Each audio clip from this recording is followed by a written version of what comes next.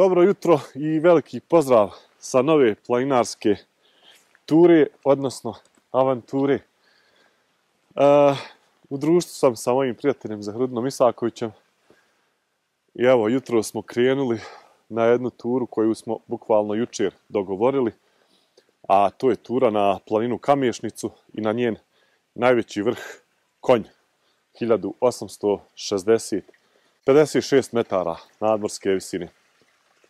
Vozilom smo jutros iz Jablanice, Zahrudin je došao iz Sarajeva, ja sam ga čekao u Jablanici i onda smo krenuli jednom prelijepom cestom i neverovatnim kadrovima koji su nas dočekali jutros preko Ramskog jezera, preko Šujice i ovamo dalje prema Livnu i Buškom jezeru, sve do mjesta Podgradina, gdje smo ostavili auto i gdje počinje naša današnja tura.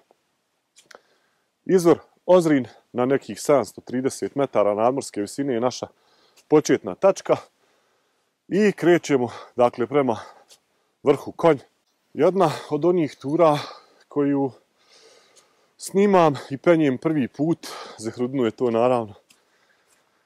Nije, on je bio ovdje nekoliko puta, a meni je danas prvi put da idem na ovu planinu i njen najveći vrh.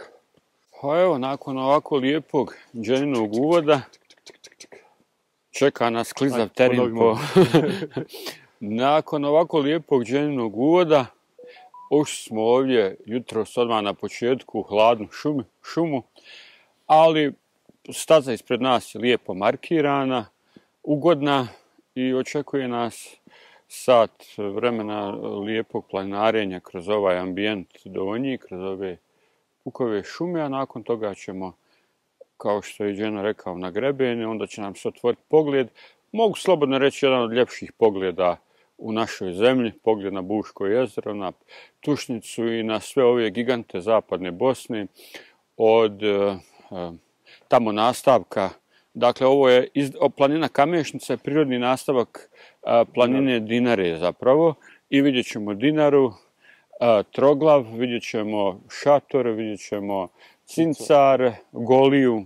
Dakle, to su sve vrhovi koji su sada pod debelim snijegom i imamo lijep dan, tako da će nam vidici biti prekrasni i to je, evo, da kažem, jedan od motiva koji nas vodi da grabimo naprijed.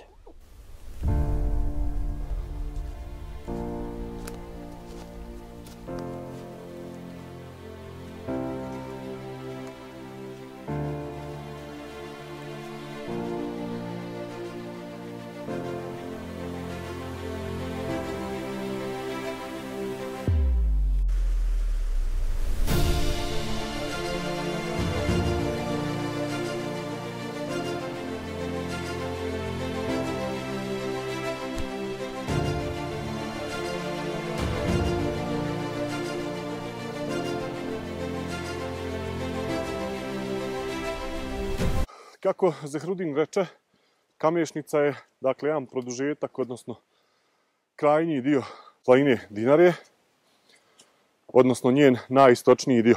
A sam vrh Konj je opet na tom krajnjem njenom istoku i nama danas najbliži. Uspon bi trebao trajati nekih 3,5 sata. Kako će to sve proteći? Evo, sad ćemo da vidimo. Kako možete vidjeti, staza je lijepa, prokresana, markirana i zaista ugodna za planinarenje.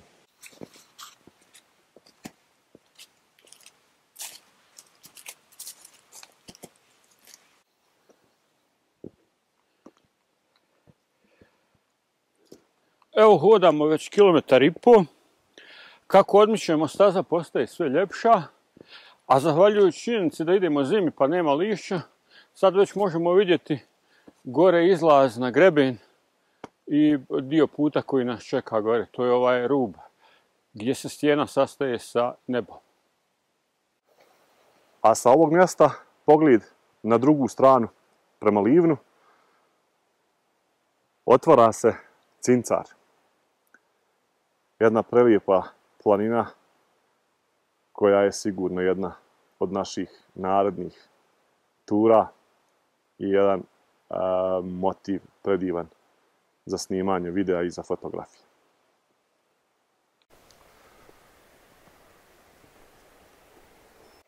Evo, nakon nekih 45 minuta pješačenja dolazimo na raskrsnicu puteva, dakle Vrh Konj i Brljiša prema Sinju. Ono što je važno napomenuti, a interesantno je, da je Kamješnica u stvari i prirodna granica između Bosne i Hercegovine i Hrvatske. Mada se svi njeni veći vrhovi nalaze u Bosni i Hercegovini, a granica je dakle neki par stotina metara prema Sinju. I to je otprilike prvo veće naseljeno mjesto, odnosno gradić koji je najbliži Bosni i Hercegovini sa Kamješnice. A ovamo na bosansko-hercegovačku stranu tu su Livno i Tomislavgrad. Sa Kamješnice se otvaraju, sve zavisi od dana. Čitao sam u pripremi za ovaj video da se otvaraju zaista predivni vidici na sve strane, pogotovo dole na te primorske gradove, na more, ovamo u Bosni i Hercegovini, na Buško jezero, Livno i ove naše bosansko-hercegovačke planine koje su ovdje u ovom okruženju.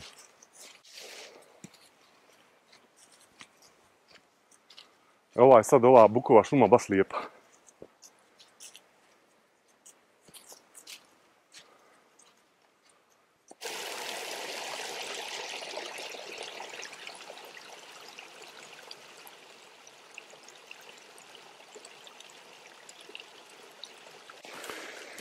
Većim dijelom puta do sada prolazimo pored ovog potočića ili male rječice, koja je pitka naravno i evo ovo doba godine bez problema možete računati na vodu malte ne tokom čitave ture.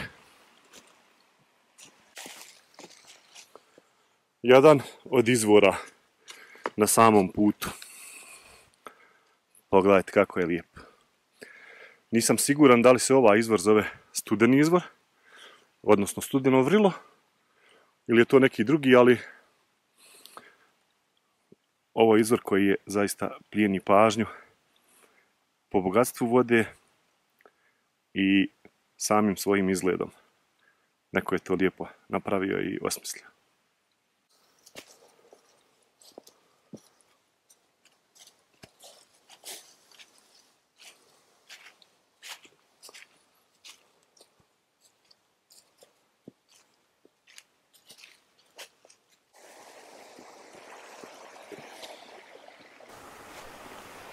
Ova potok mi se dopada prav. Što je najbitnije pitak. A most je ovdje. Da, može da pitak.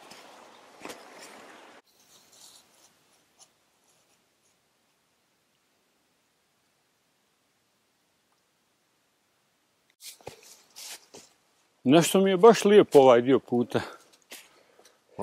Lijep mi je čitav dan. Ali sad smo izašli iz onog osoja u ovo sunce, totalno je toplo, ugodno, a staza lijepo vijuga između ovog drveća u ovoj šumi, koja je kao da je iz neke bajke izašla. Ugodno je za hodanje, nema ono grmlja i tako dalje. Tako da je sve, a trava se još uvijek ponegdje onako pojavljuje, zelenkasta. Znaš na šta ovo miriše? A? Znaš na šta ovo miriše? Na proljeće.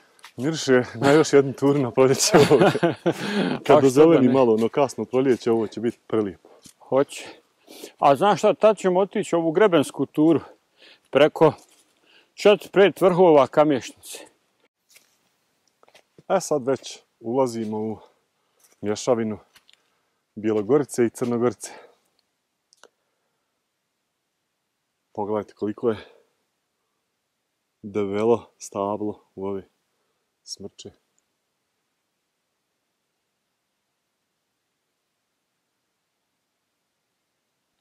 I u ovom početnom, da kažem, dijelu crnogorične šume ima ih baš dosta. I sve su to stoljetna stabla koja su, evo za divno čudo, vjerovatno nije bilo požara ili nešto, preživjela sigurno 100-tinjak godina.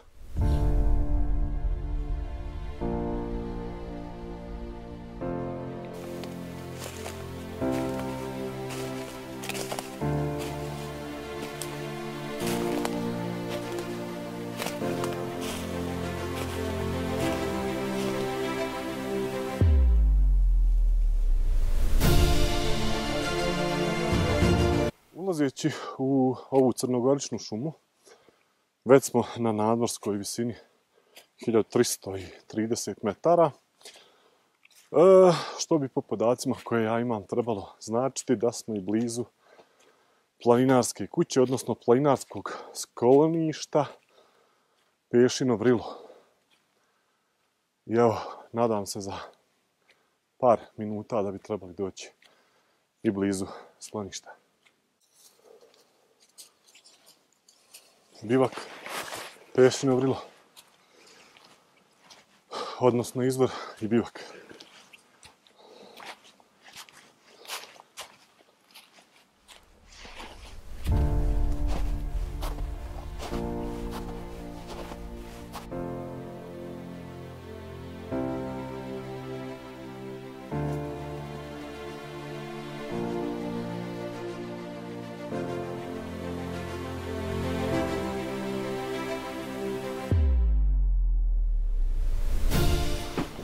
Evo nas malo u skloništu. Lijepo, uredno, čisto sklonište. Po običaju naljepnice mnogih planinarskih društava.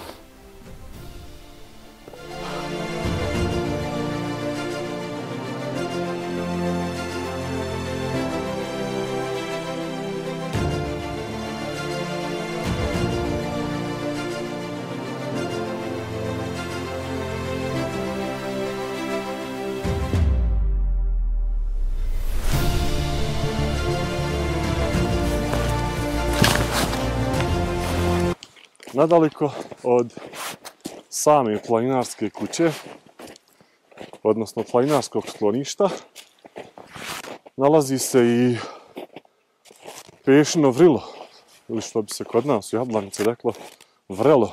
Pešino Vrilo je jedno od mnogobrojnih vrila ovdje na Kamješnici i kao i sva vrela na Kamješnici služilo je za napajanje stoke.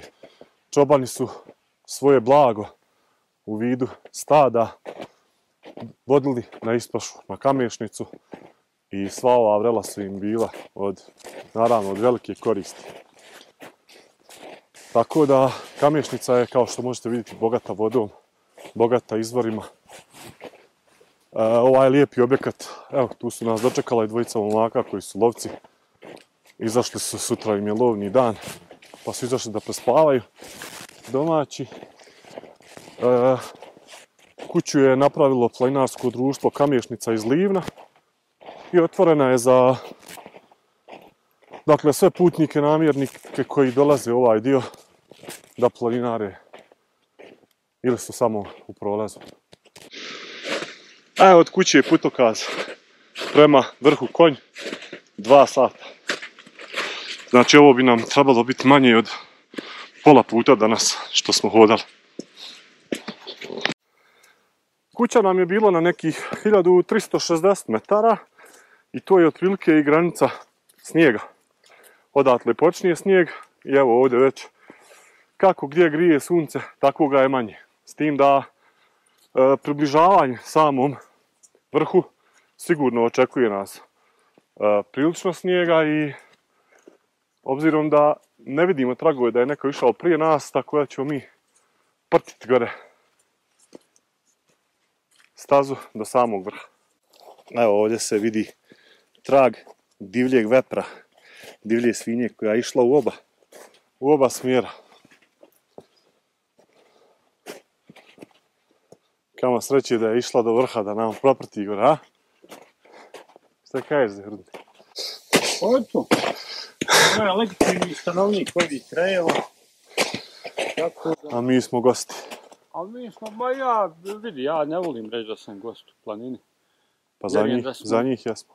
Pa, njima. Evo, gurkamo se s njima, ajde Bog. Sve provimo.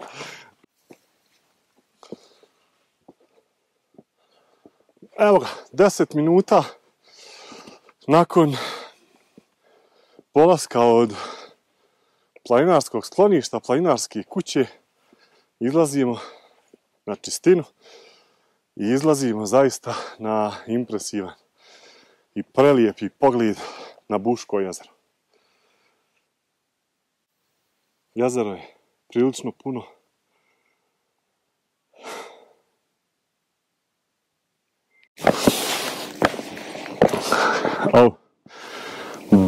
Baš dobar pogled. Ako se neko pita po čemu je ovaj vrh Konj poseban, to je ovaj ovdje Vidikovac, sa kojeg se onako moćno i transparentno vidi niz planina. Tu je dole ispod Livanjsko polje sa vrhovima prema zapadnoj Bosni, Šator, Golija, Cincar, ovdje ispred nas je Tušnica, a desno od Tušnice prvo Vran, desno od Vrana Čvrsnica, a onda se nadovezuje desno, malo izviruju snježni vrhovi Čabulj. A baš je moćan Vidikovac. Evo, odavde se i vidi put kojim smo mi došli. Auto smo ostavili dole. I znači ovom šumom kuća nam je negdje tamo, kod Pešinog vrila, a onda ovdje do Vidikovca za neka 2 sata i 10 minuta.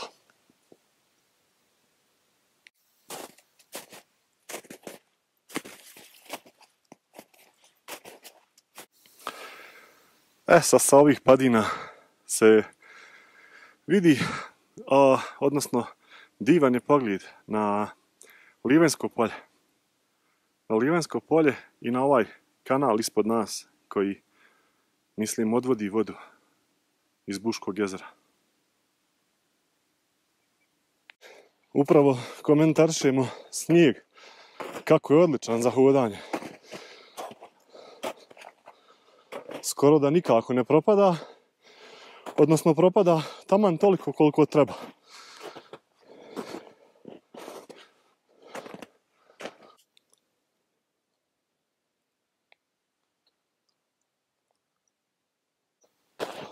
I mic po mic dižemo se polako na nekih 1560 metara nadmorske visine. Još nekih 300 metara uspona, visinskog uspona naravno. I onda dolazimo na naše krajnje odredište, na vrh Konj. A do tada još dosta tabananja.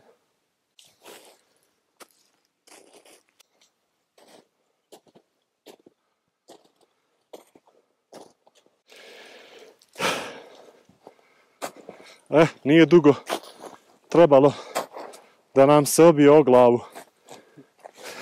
hvaljenje snijega kako je dobar. Znači, propadamo do koljena sad. Bukvalno. Problem je što je on, znaš, čvrst po površini i onda kad staneš, evo ga, propadneš. S tim da ja malo više propadam obzirom na mojih 108. 108 do 170. Kako propadanje. Još kao stanim uz hrudnove stope.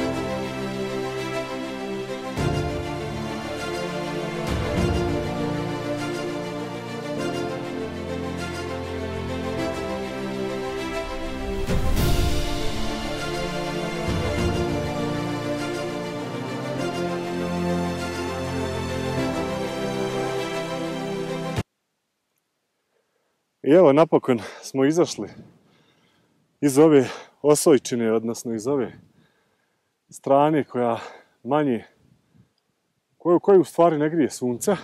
I sad polako gazimo prema vrhu.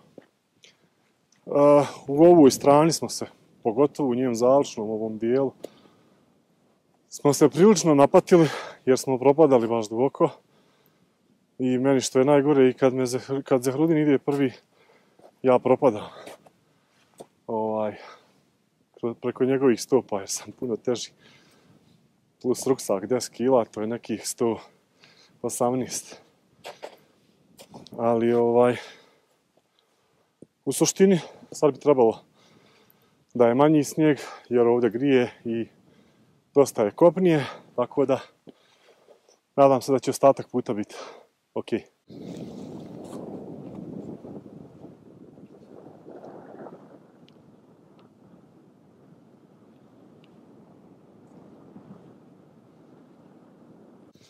Vjerovatno ste primijetili da je ton bolji, odnosno trebalo bi biti bolji. Evo sad ovdje i vjetar puše, ja se nadam da neće biti šuma.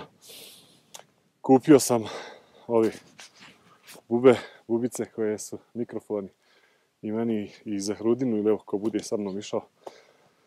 Da bi to bilo malo na većem nivou, da bi se ton bolje čuo i da nemam problema oko tona. Onu kamericu Insta sam ostavio zato što mi ovo ne odgovara na nju. Odnosno, obzirom da ona snima 360 stepeni, vidi se i ovaj uređaj koji prima signal i šalje ga. Tako da ne mogu ga koristiti za nju, pa ću vidjeti, moram tu naći neko rješenje. Uglavnom, video će biti dostupan od četvrtka na mom YouTube kanalu za one članove koji su pretplaćeni.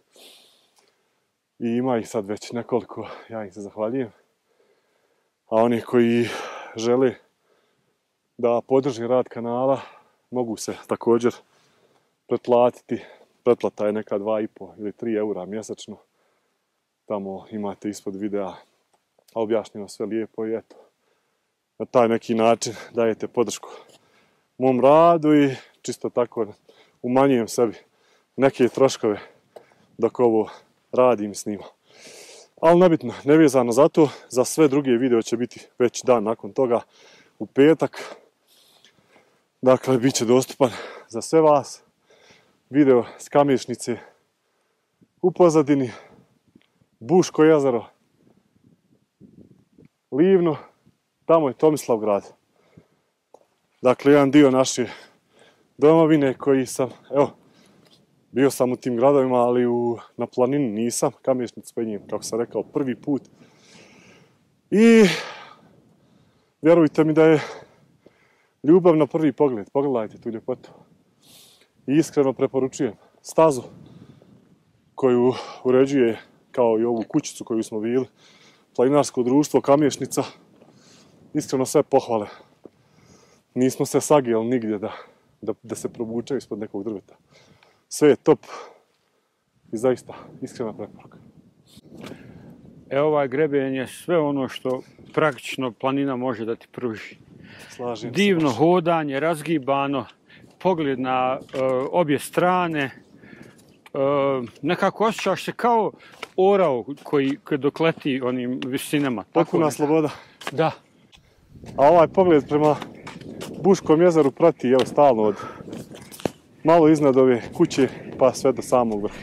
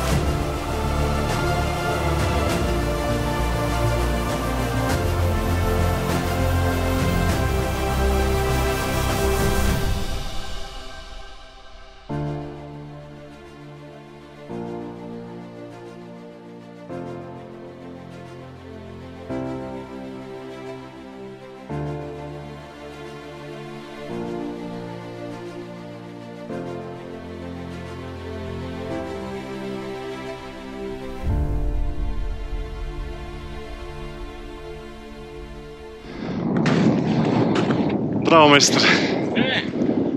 Evo, Čestitke. nakon tačno 4 sata uz ovaj snježuljak decembarski 4 sata i 2 minute. izmjelili smo na vrh. Vrh, konj. Pa tako da možemo reći da su na vrhu sad 3 konja. O, prelijepa tura, prelijep uspon. Zaista očaravajući. Sad smo na grebenu Zehro, desno je Bosna i Hercegovina, lijevo Hrvatska.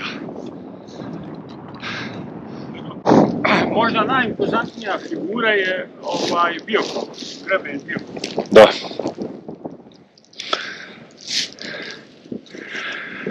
Znači dole nam se vidi Sinj. Da. Sinj je ovamo Livno. More se također dobro vidi dole. Evo nakon nekih 20 minuta odmora okrijepili smo se malo hranom, pićem i napunili baterije za povratak nazad. Uživanje je bilo zaista čitav uspon, a posebno ovaj posljednji dio kada smo grabenom dolazili pred sami vrh. Pogled je s vrha, kako smo već rekli, zaista prelijep. Još nešto što bi voljeli ovako da ispričamo će Zehro da kaže koju rečenicu. I dok stojimo ovdje u Suton na vrhu Kamešnice, ne mogu a da se ne sjetim pokojnog Ede Retelja, vrhunskog hrvatskog alpiniste koji je stradao upravo tu ovdje iza naših leđa na sjevernoj strani Kamešnice u jednom lavinskom događaju. Edo je bio, može se reći, jedan od onih vrhunskih alpinista koji je obilježio svakako hrvatsko, a ja bih rekao i regionalno planinarstvo. Bio je partner Stipi Božiću, to je ta generacija koja je stasavala kako u ovom Dinarskom gorju, tako i gorima širom svijeta, od Anda do Himalaja. Edo je bio jedan od onih za koje su svi imali riječi hvale, od kojih smo, ja kao malo mlađi, od kojih smo učili, koji su nam bili uzori. I evo, Edo, rado te se sjećamo ovdje, ako nas čuješ, srdačno te pozdravljam. To je bila nesreća prije 10 godina. Da.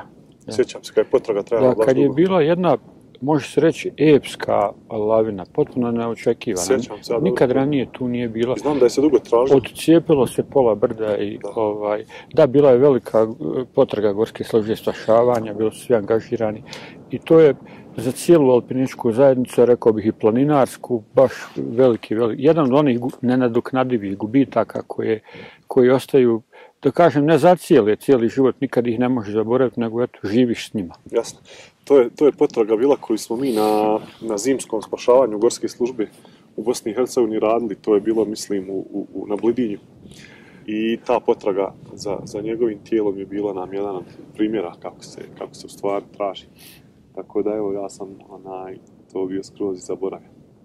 Uglavnom, sunce polako ide svojom putanjom i uskoro će zaći za vrhove, a nama ostaje put do auta i polako da završavamo ovu današnju priču. Vjerovatno ćemo za kraj imati kadrove neki pod lampom, jer vjerovatno ćemo gaziti i po noći do auta. Svratit ćemo i do ove dvojice momaka koji su nas pozvali na piće, a dole su u kući. Koji imaš još nešto reći? Pa evo, možda da, ti si vjerovatno ranije snimio, ovo je zapravo greben te Kamešnice, cijeli greben. Se vidi, ja sam jednom prilikom tamo skroz od onog prevoja prošao ovim grebenom, 22 km su to, čini mi se, preko nekoliko vrhova. I to je tura koju zapravo preporučujem svim planinarima, zbog toga što će pružiti jedinstven planinarski ugođaj tu na razmeđu svjetova, kontinenta i dole već malo primorskog dijela. I praktično između dvije države. To je to. Vidimo se nekom drugom prilikom. i na nekoj drugoj planini.